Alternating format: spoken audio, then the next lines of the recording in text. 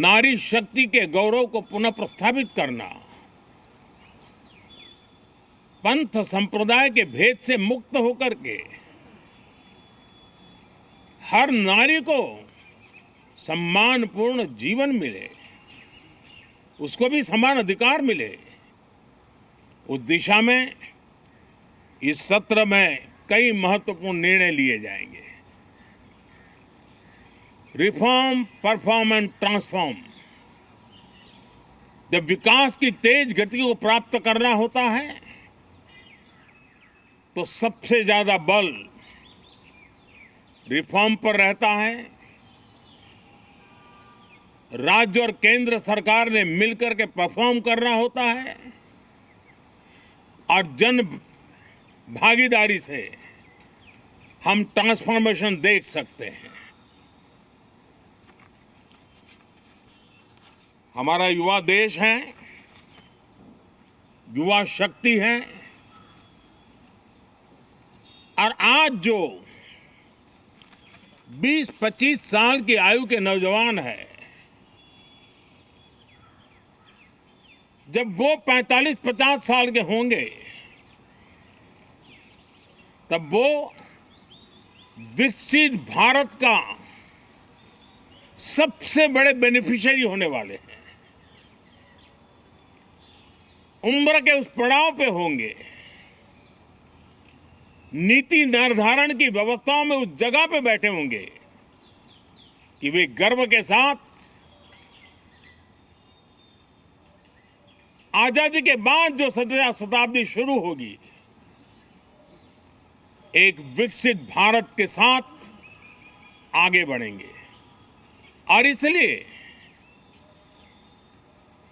ये विकसित भारत के संकल्प की पूर्ति का प्रयास, ये अथाग मेहनत,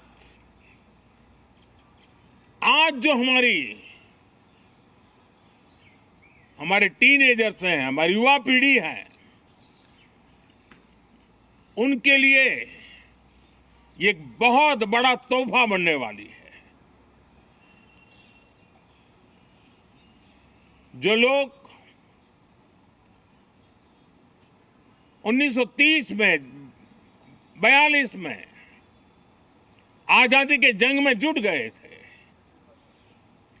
पूरी देश की युवा पीढ़ी खप गई थी आजादी के जंग में, और उसके फल 25 साल के बाद जो पीढ़ी आई उसको नसीब हुए। उस जंग में जो नौजवान थे उनको नसीब हुए।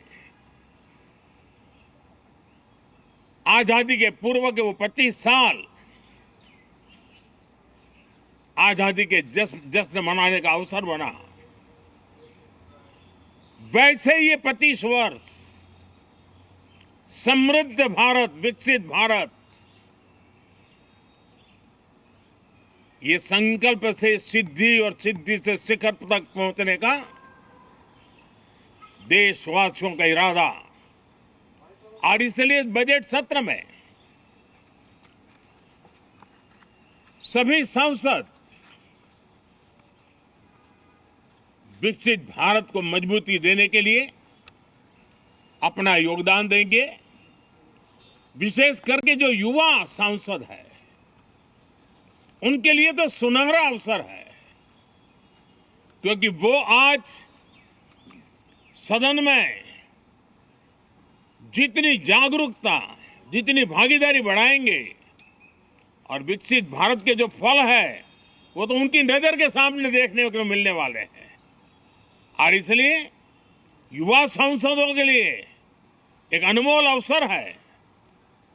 साथियों, मैं आशा करता हूं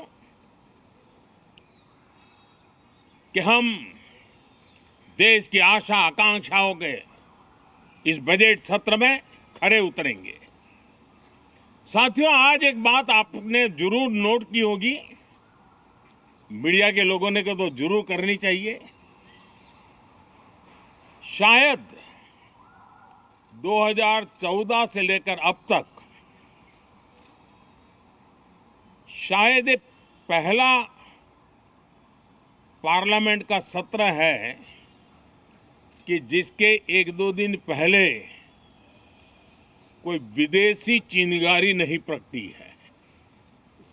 विदेश में से आग लगाने की कोशिश रही हुई है। 10 साल से यानी 14 से देख रहा हूं, हर सत्र के पहले शरारत करने के लिए लोग तैयार बैठते थे और यहां उसको हवा देने वालों की कोई कमी नहीं है।